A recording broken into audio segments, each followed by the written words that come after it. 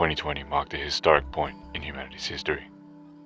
The COVID pandemic shut down industries and crippled economies globally. Studies claimed that the global carbon emissions fell significantly during the lockdowns. Somehow, though, the carbon dioxide concentration in the atmosphere still increased and the global temperature kept rising. What humanity was left with was a choice: to find a way to replicate 2020's low levels of carbon emissions, or to carry on with life or business as usual. Capitalizing on the post-COVID boom, global industries and corporations increased their production in order to return to pre-COVID shares and profit. We returned to fossil fuels to restore the financial market, a cheap alternative with massive implications. This was the turning point for humanity, condemning us to our demise.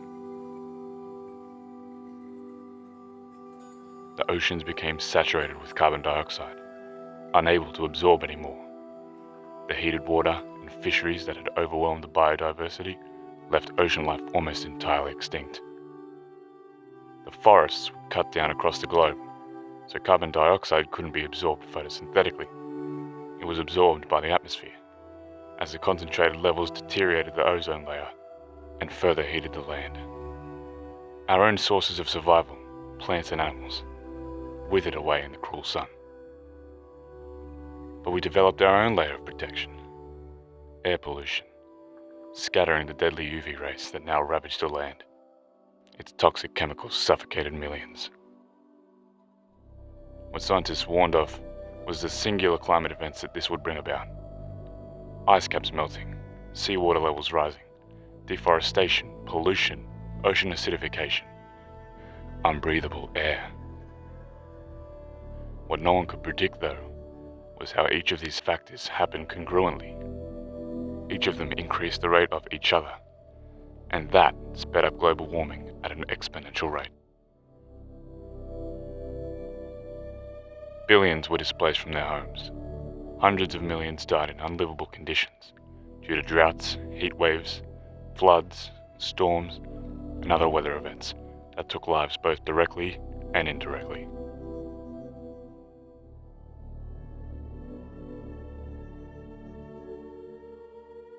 Overpopulation had always been an issue, but now, not so much. Our population continues to decline dramatically. Never did we think that in humanity's 200,000-year history, that 300 years would be our undoing.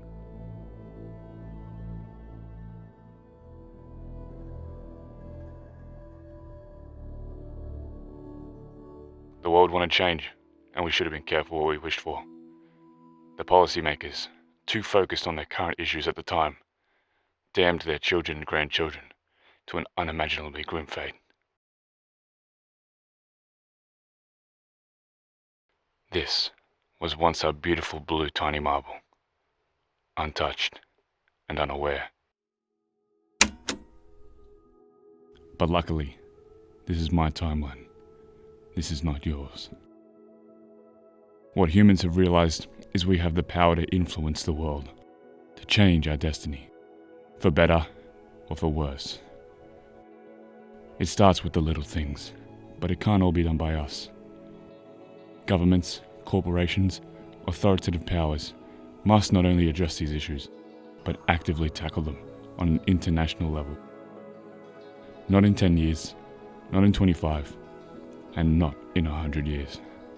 We have to take responsibility for our actions now, or the next generations will pay the price instead.